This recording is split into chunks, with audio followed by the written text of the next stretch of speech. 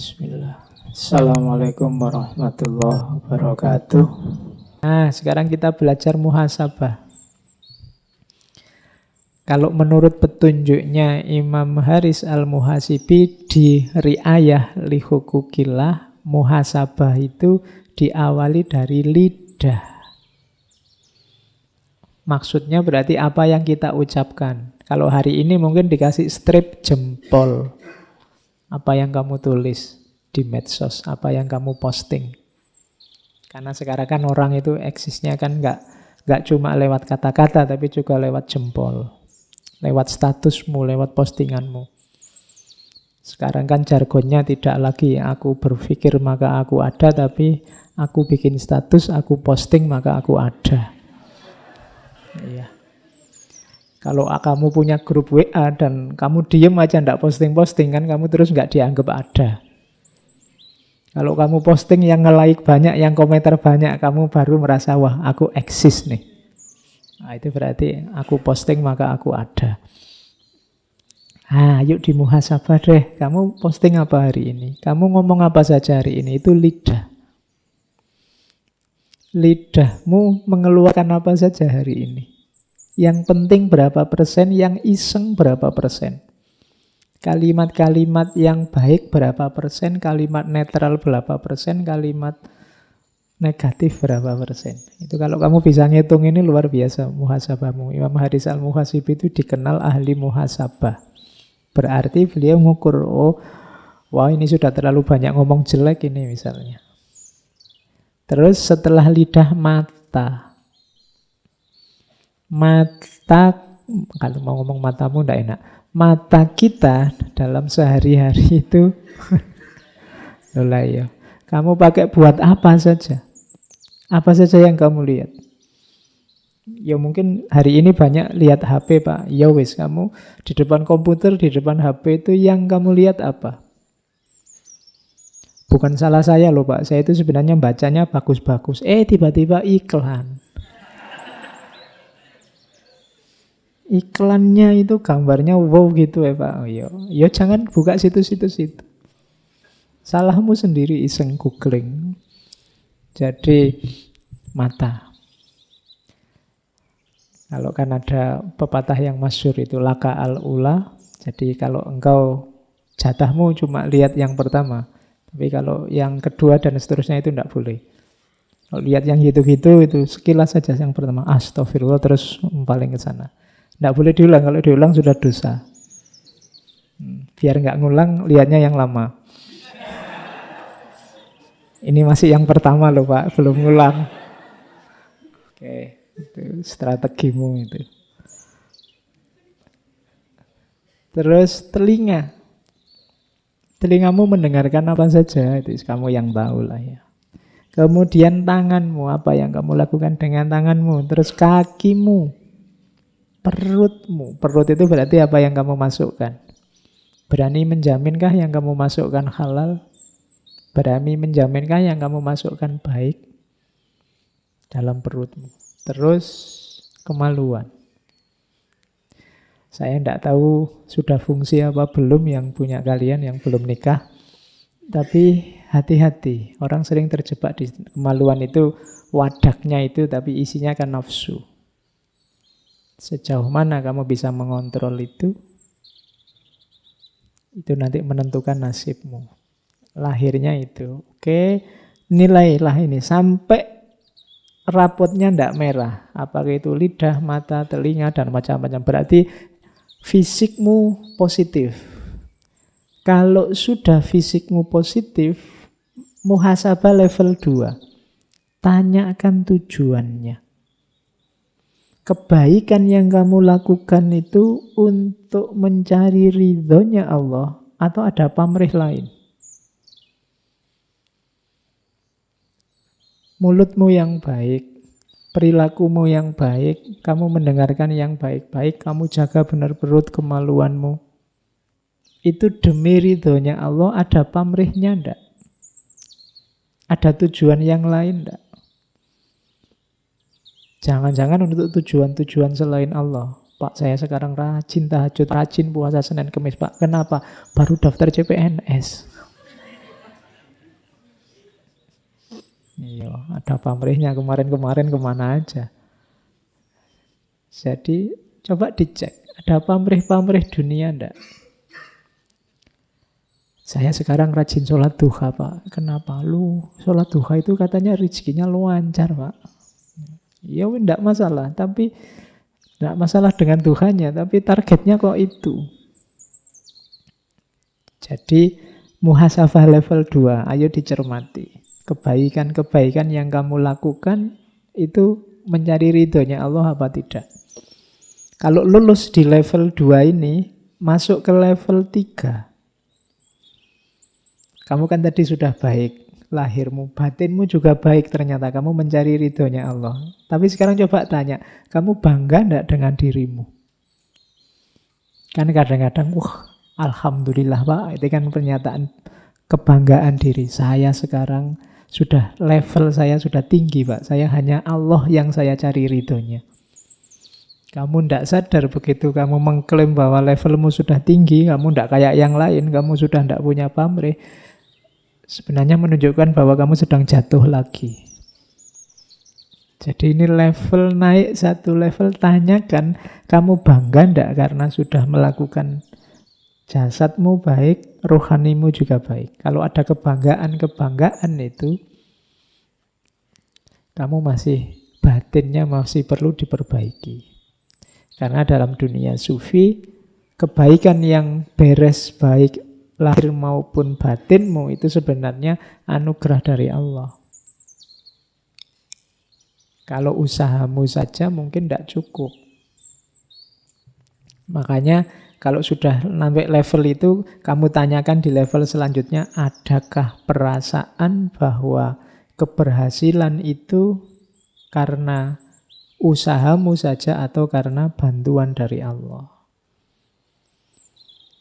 Kalau sudah beres semuanya, termasuk apakah motivasi itu hanya Allah saja beres, hati-hati dengan yang terakhir itu. Apakah semua itu membuatmu merasa mulia?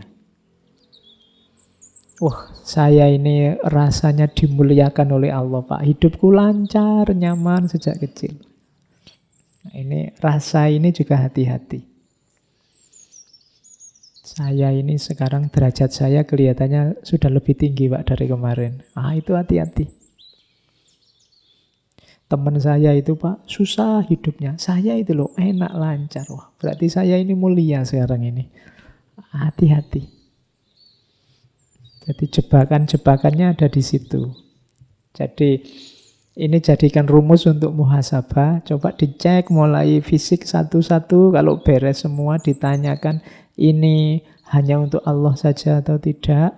Kalau sudah beres, coba tanyakan lagi, kamu bangga enggak dengan yang kamu lakukan? Merasa itu hasilmu sendiri atau anugerah dari Allah? Kalau ini sudah beres, enggak kok, saya itu enggak kuasa apa-apa, Allah yang menolong.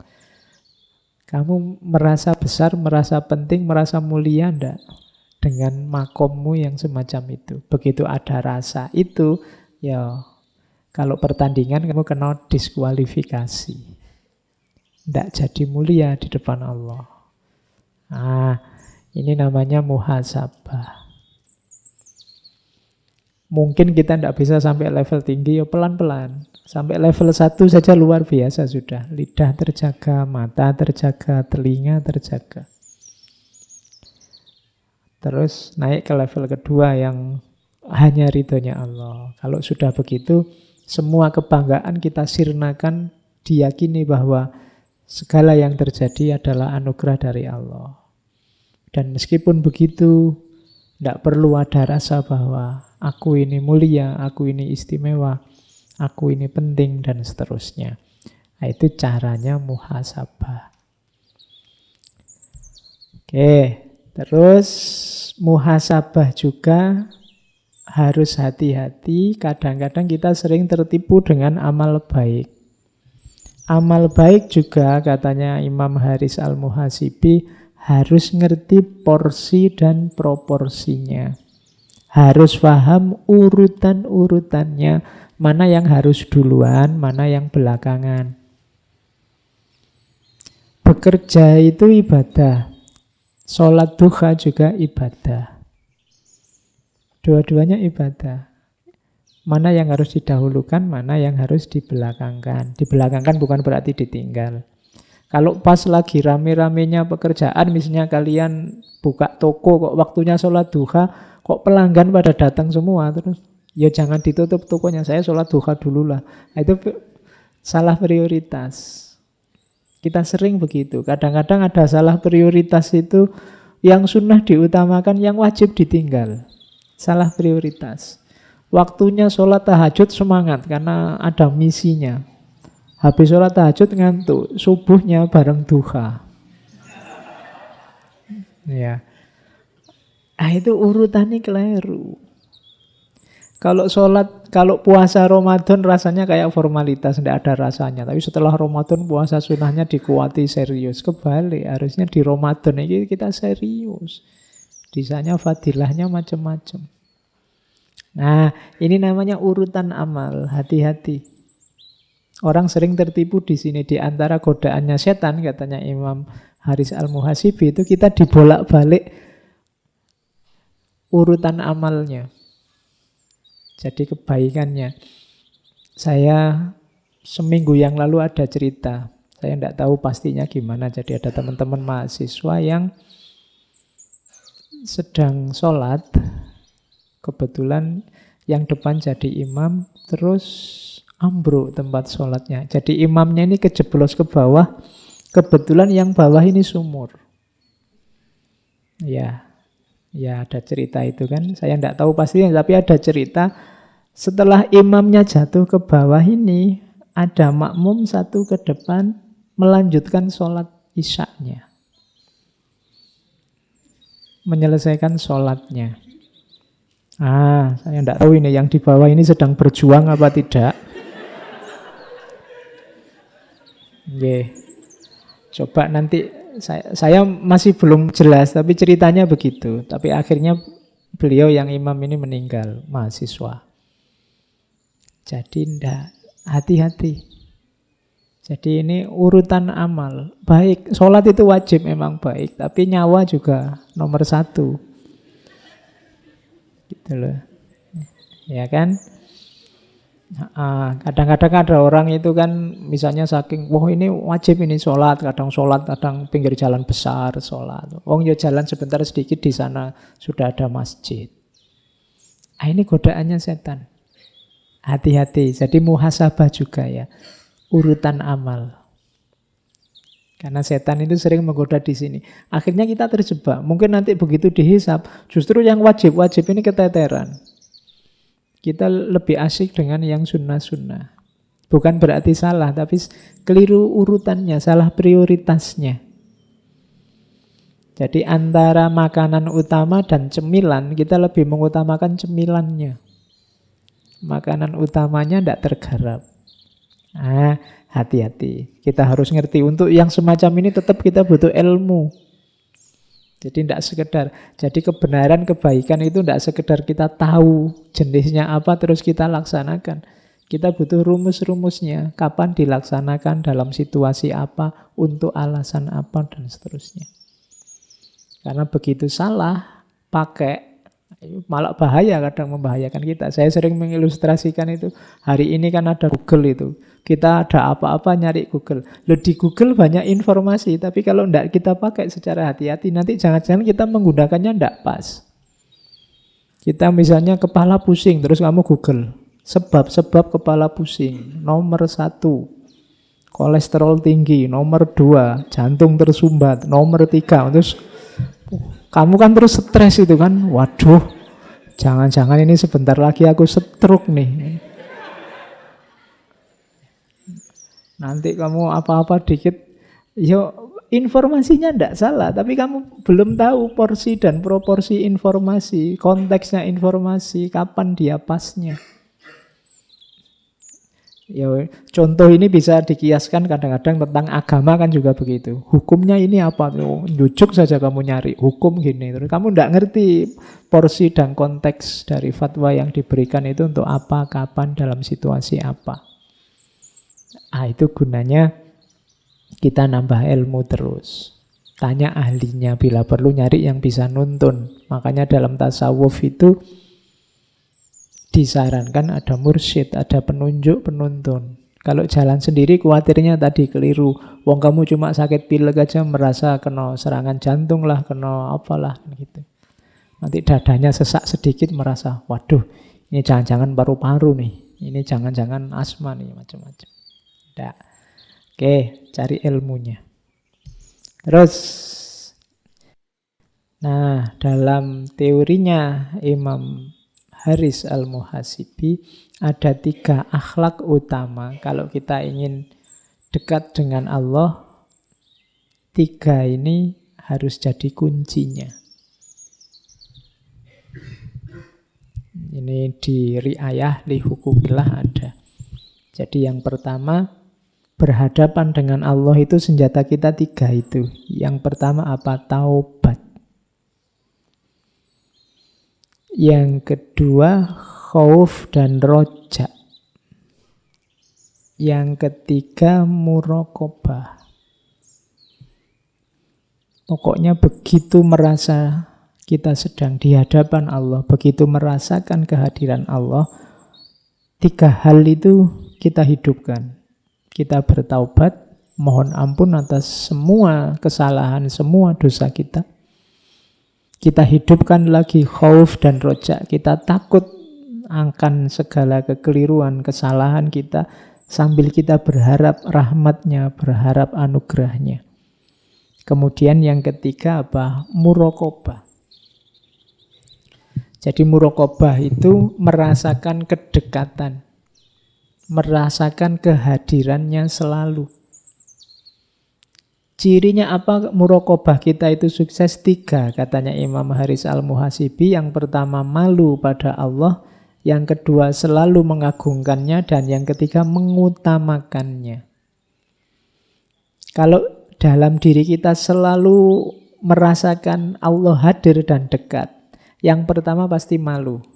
Malu itu kalau mau melakukan yang jelek-jelek, yang aneh-aneh itu malu. Jadi Allah hadir.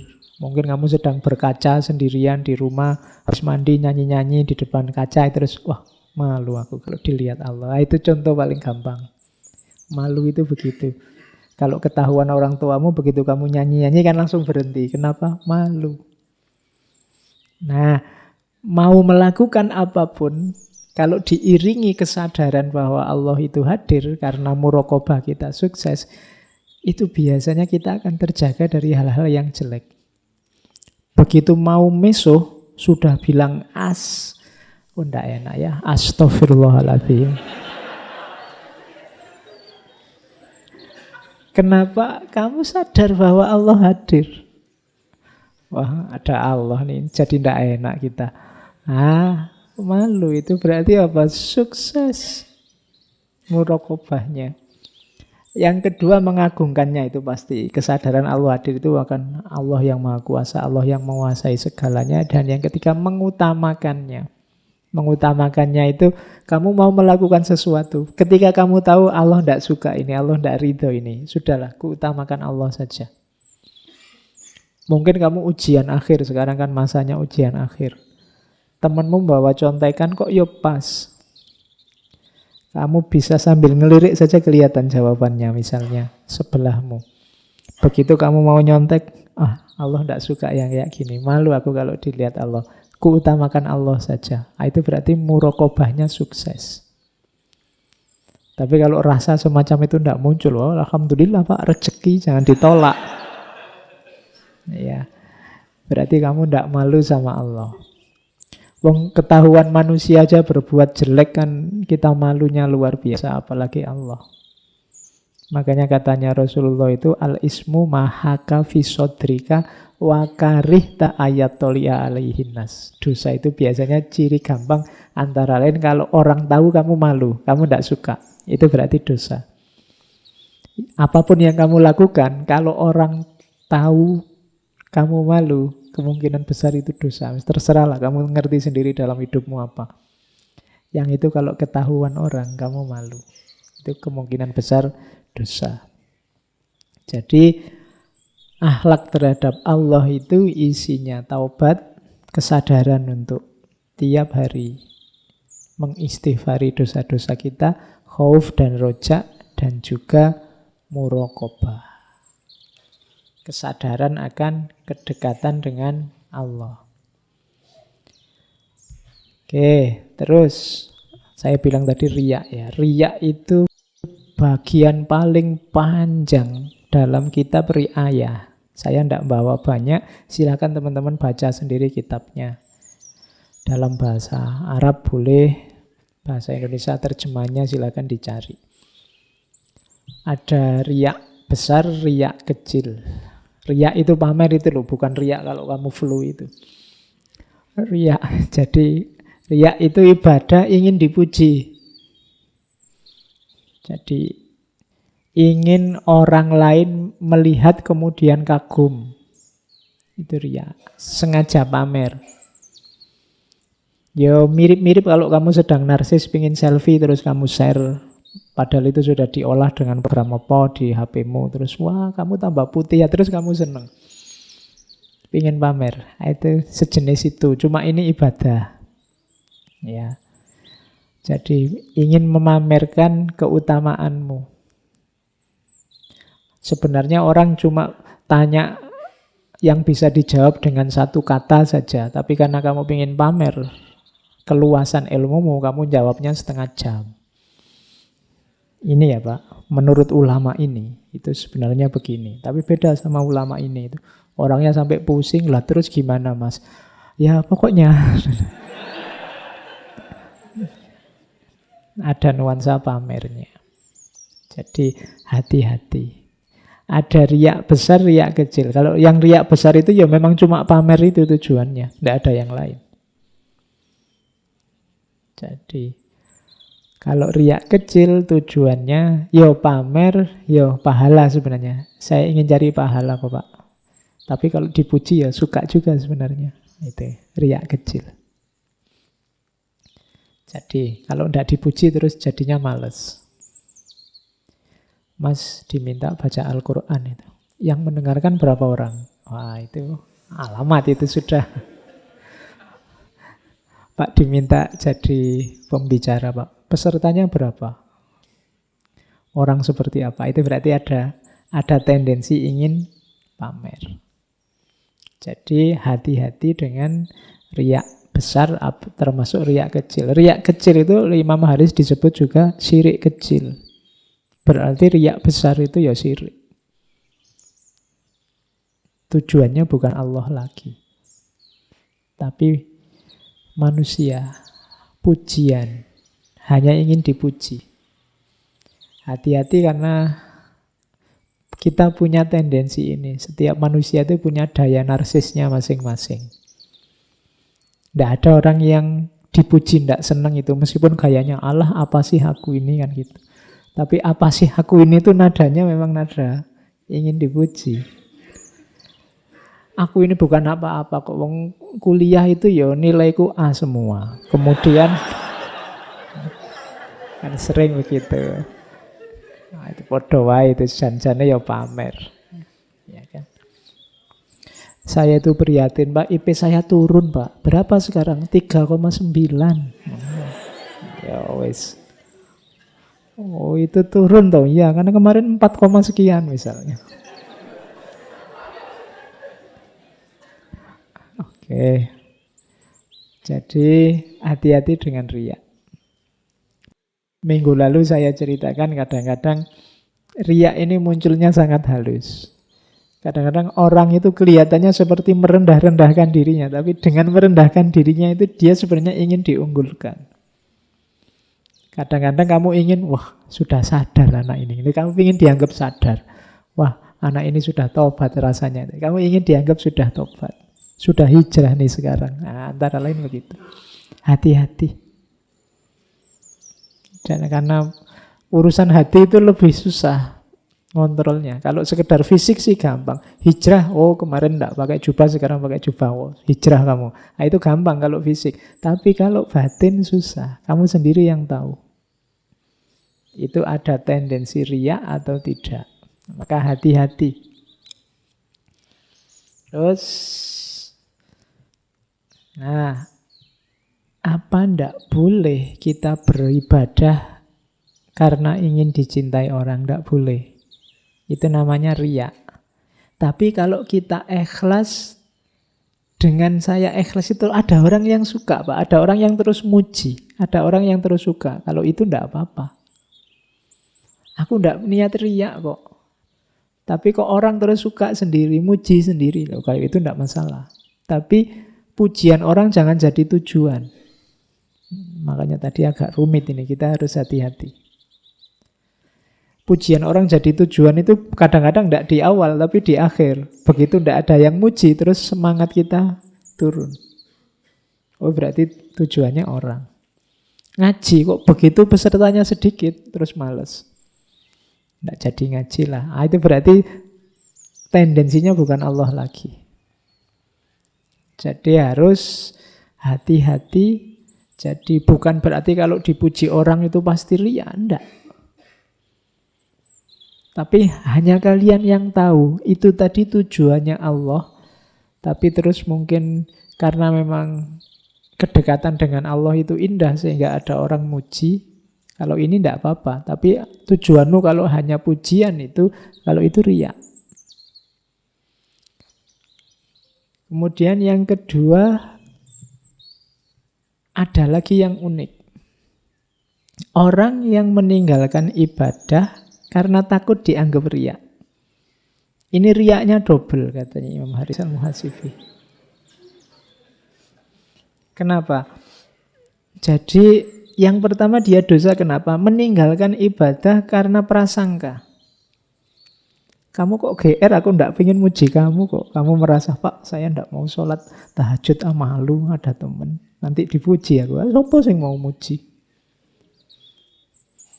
Jadi dosanya malah double. Kadang-kadang kan kita gitu. Aku biasa nih sih puasa Senin Kemis, tapi ini lagi kayak gini banyak temen, aku malu mau puasa nanti dianggap anak soleh lagi. Itu. Jadi ini dosanya double kalau kayak gitu. Kamu boleh ndak puasa, tapi motifnya jangan karena manusianya. Karena pujiannya. Karena takut dianggap riyaknya. Jadi kekeliruannya dua. Jadi yang pertama meninggalkan ibadah yang jelas bermanfaat hanya karena prasangka. Itu kan tadi prasangka. Kamu takut dianggap riya, kamu takut dipuji, kamu takut dianggap anak soleh. Itu kan manusia. Yang kedua apa? Kamu berburuk sangka. Pada siapa? Pada orang lain. Wah, nanti aku dianggap riya lagi. Lu emangnya temanmu seanu itu? Jadi nganggap orang lain jelek. Jadi hati-hati. Boleh kok meninggalkan hal yang memang bisa ditinggalkan, tapi alasannya jangan manusia. Biasanya saya tahajud, Pak. Tapi sekarang saya tidak tahajud dulu. Kenapa? Capek saya anunya. Misalnya tidak apa-apa. Yang penting alasannya kan bukan karena takut tidak dipuji orang. Atau takut dianggap pamer. Kalau ada takut di situ, ya dosamu double. Karena sudah capek-capek merasa kamu baik karena takut dianggap riya, tapi malah dosa. Pokoknya motifnya jangan manusia. Ketika motifnya manusia, apakah itu menjalankan atau meninggalkan, kategorinya riya. Itu teorinya Imam Haris Al-Muhasibi.